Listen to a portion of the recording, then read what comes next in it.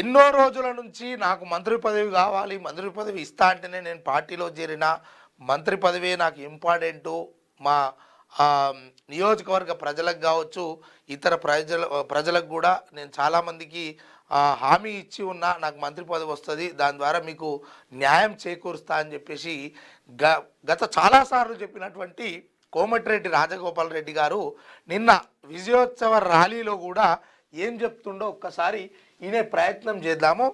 ఎందుకంటే రాబోయే రోజుల్లో మీ ఆశీర్వాదంతో తప్పకుండా మనకు మంచి పదవి వస్తుంది. ఆ పదవి మీకోసం వస్తుంది, నా కోసం. మీ ఎత్తున మంత్రి కాకపోతే డైరెక్ట్ గా ముఖ్యమంత్రి భయపడుతుంది. నేను చెప్తున్నా, చేస్తారా చేయండి మంత్రి, చేస్తారా చేయండి, ఇచ్చిన మాట కట్టుబడి మంత్రి, చేస్తారా ఇచ్చిన మాట కట్టుబడి చేయండి. ఇంకా వేచి చూస్తున్నా, పదవి గురించి మనం బాధపడలేదు. ఒకవేళ చెయ్యకపోతే డైరెక్ట్ మన టార్గెట్ అదే. ఇంకా మీరు ఏం చేయాలంటే మీరు చూసుకోవాలి, తెలంగాణ నేను చూసుకుంటా. చూసుకుంటావా? తెలంగాణ నీ జెండా ఎగరేయాలా? సమయం వచ్చినప్పుడు అది కూడా టైం వస్తుంది. మీ అందరి అభిమానానికి, మీ ప్రేమకు, నా తమ్ముళ్ళు నా మీద చూపించే ప్రేమకు నిజంగా జన్మలకు రుణపడి ఉంటా అని చెప్పి తెలియజేస్తూ,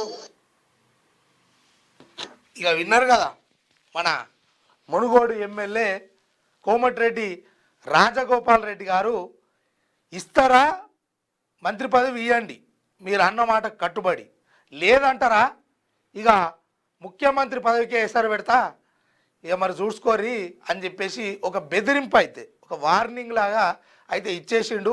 ఇక మరి పార్టీ పెడతాడా, లేకపోతే ఏదైతే పేమెంట్ కోటాలో రేవంత్ రెడ్డి పిసిసి అయ్యి ఆ తర్వాత సీఎంగా బాధ్యతలు చేపట్టిండో, నా దగ్గర పైసలు లేవో అదే విధంగా అవుతా అని చెప్తుండా, ఏంది అన్న విషయము ఇప్పుడు ప్రజలు నిర్ణయించుకోవాల్సిన అవసరం ఉంటుంది. ఎందుకంటే మరి నిజంగానే రాజగోపాల్ రెడ్డికి మంత్రి పదవి ఇయ్యన్నా, లేకపోతే రేవంత్ రెడ్డి ఇయ్యొద్దా ఏందనేది ప్రజలు, అక్కడ ఉన్నటువంటి కార్యకర్తలు, కాంగ్రెస్కు శ్రేణులు, కాంగ్రెస్ నాయకులు దీనిపైన దృష్టి సారించాలి. ఎందుకంటే ఇది చిలికి గాలివాన అయ్యే విధంగా ఉన్నది పరిస్థితి. అయితే మొత్తానికి రాజగోపాల్ రెడ్డి ఒక హాట్ కామెంట్స్, ఎందుకంటే ఇస్తారా ఇవ్వండి, లేదంటే ఇక అదే నా టార్గెట్ అని చెప్పి చెప్తా ఉన్నాడు. మరి దాదాపుగా మనం గతంలోనే చాలాసార్లు మాట్లాడుకున్నాము, కాంగ్రెస్ పార్టీలో చాలామంది సీఎం అభ్యర్థులు ఉన్నారు, కానీ రేవంత్ రెడ్డి దీన్ని చేజిక్కించుకున్నాడు.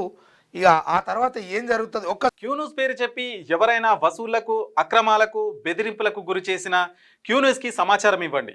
క్యూన్యూస్ ఎప్పుడూ ఇలాంటి చర్యలకు పాల్పడదు, ప్రోత్సహించదు. క్యూన్యూస్ ఎల్లప్పుడూ ప్రజా గొంతుకగా ప్రజల సమస్యల కోసం నిరంతరం పోరాడుతుంది. మీకు ఎలాంటి సమస్య ఉన్నా క్యూన్యూస్ని కాంటాక్ట్ అవ్వండి. సంప్రదించవలసిన ఫోన్ నెంబర్ 7569534968 8688926084.